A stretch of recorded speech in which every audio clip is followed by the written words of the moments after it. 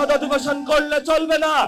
এই গুন্ডা মাস্তান সংসদে যারা বসেছে তাদেরকে কিভাবে ঠিক করতে হয়, অ্যাকাউন্টেবিলিটি নিয়ে আসতে হয়, সেই সংস্কার সবার বাস্তবায়নের কাজ শুরু করতে হবে। যারা যারা চাঁদাবাজ দুর্নীতি সন্ত্রাসী করে তাদেরকে রাস্তায় গাছের সাথে, পিলারের সাথে, স্কুলের দেওয়ালের বিভিন্ন খুঁটির সাথে তাদেরকে আপনারা সবাই বেঁধে রাখবেন। যখন জনগণ নতুন অভ্যুত্থানের মধ্য দিয়ে গিয়েছিল, বলেছিল ইন্ডিয়াকে লাল কার্ড দেখিয়েছিল, তারা সে পাওয়ার প্ল্যান্ট বন্ধ করে দিয়েছিল। আজকে খুলনাবাসীর পক্ষ থেকে আমরা সরকারের কাছে আবেদন জানাচ্ছি, শেখ হাসিনা কুসুম কুসুম প্রেম করে ভারতের সাথে খুলনাতে যে বিদ্যুৎ কেন্দ্রটা বসিয়ে দিয়েছিল, খুলনার মানুষের উপরে গলার উপরে পা দিয়ে বসেছিল, অতি দ্রুত ভারতের সাথে সেই চুক্তি বন্ধ করে ভারতীয় এই ধ্বংসকারী পাওয়ার প্ল্যান্ট খুলনা থেকে বন্ধ করতে হবে। দ্বিতীয় বিষয়, যে অসংখ্য মানুষ শহীদ হয়েছিল বাংলাদেশে, আহত হয়েছিল, যাদের রক্তের উপরে দাঁড়িয়ে অনেকে আজকে সংসদ ভবনে 12 তারিখে সংসদ অধিবেশন শুরু করতে যাচ্ছেন। ভালো কথা, সংসদেই হলো সবকিছু হবে।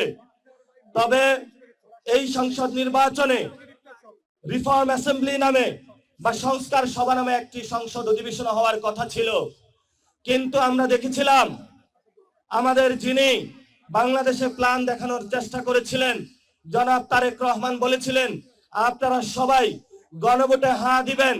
আমরা এখন দেখতে পাচ্ছি সেটা ওনার মুখের কথা ছিল, অন্তরের কথা ছিল না। এই জন্য আমরা সরকারকে এখনো বলবো, সময় আছে, দ্রুত গতিতে সংস্কার সভা বাস্তবায়নের উদ্যোগ নিন, না হলে 12 তারিখে আমরা সংসদ ভবনের সামনে যাব। সংসদ ভবনের সামনে গিয়ে বলবো, শুধু সংসদের ভিতরে বসে গুন্ডা মাস্তান চাঁদাবাজি দুর্নীতিবাজদের নিয়ে সংসদ অধিবেশন করলে চলবে না। এই গুন্ডা মাস্তান সংসদে যারা বসেছে তাদেরকে কিভাবে ঠিক করতে হয়, অ্যাকাউন্টেবিলিটি নিয়ে আসতে হয়, সেই সংস্কার সবার বাস্তবায়নের কাজ শুরু করতে হবে।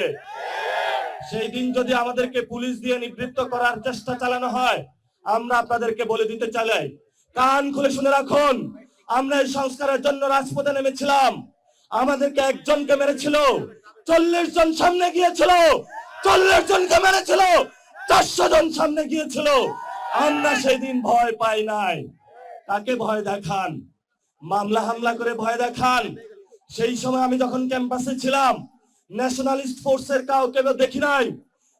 রাজু ভাস্কর্যে একাই সীমান্ত হত্যার বিরুদ্ধে 54 দিন বসেছিলাম। তারেক রহমান, আপনিও সেই অবস্থান আপনি দেখেছিলেন। আপনি সেই সময় দেখেছিলেন ভারতের বিরুদ্ধে কারা দাঁড়াচ্ছে। আপনারা যখন বিদেশে ছিলেন, জেলের মধ্যে ছিলেন, আমরা ক্যাম্পাস আন্দোলন করেছিলাম, আপনাদের পক্ষে দাঁড়িয়েছিলাম। আপনারা তখন মজলুম ছিলেন, কিন্তু এখন যদি জালেম হিসেবে আবির্ভূত হন, আমরা কোনো জালেমকে ছাড় দেওয়ার পক্ষপাতী নই। এখানে বাংলাদেশে অনেক জায়গায় অনেকে সমঝোতার নামে ইনিয়ে বিনিয়ে চাঁদাবাজকে স্বীকৃতি দেওয়ার চেষ্টা চালাচ্ছে। খুলনাতেও শুনেছি হোটেলগুলোতে চাঁদাবাজি হচ্ছে, বাস স্টেশনে চাঁদাবাজি হচ্ছে, বিভিন্ন জায়গায় চাঁদাবাজি হচ্ছে। ভদ্রতার মুখোশ পরে অনেক কেন্দ্রীয় নেতা খুলনাতে চাঁদাবাজি করছেন, আমরা তাদেরকে নামও জানি, চিনি। আমরা আপনাদেরকে হুঁশিয়ার করে বলে দিতে চাই, লাস্ট টাইমে ভদ্র সাজবেন না। যে আকাম কুকাম করেছেন সেটা হলো বন্ধ করতে হবে। এবং আমরা স্পষ্ট বলেছি, আমরা কারো বিরোধী নই। আমি সেই দিন গণ অভ্যুত্থানের পরে সরকার কিভাবে গঠন হবে, আমি তারেক রহমানের কাছে সেই রেফাত ভাইয়ের নাম প্রস্তাব করেছিলাম, চিফ জাস্টিসের। উনি আমাকে একটা কথা বলেছিল, তুমি উনাকে খুঁজে পেয়েছো কই?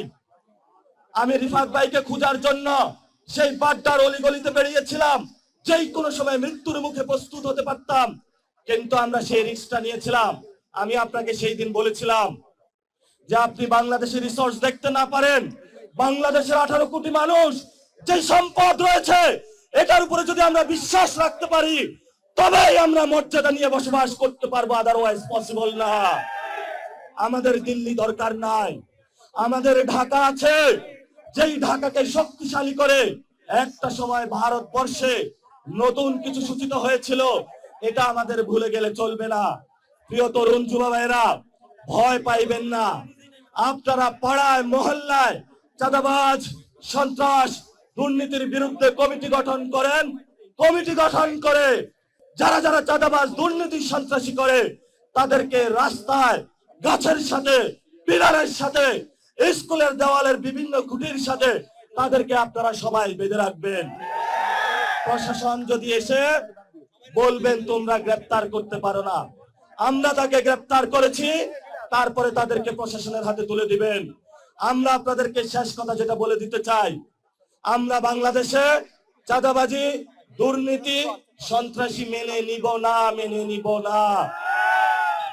আপনি যখন বিদেশে ছিলেন আপনি চাঁদাবাজদেরকে বন্ধ করতে পারেন নাই, দেশে এসেছেন চাঁদাবাজদেরকে নিবৃত্ত করতে পারেন নাই।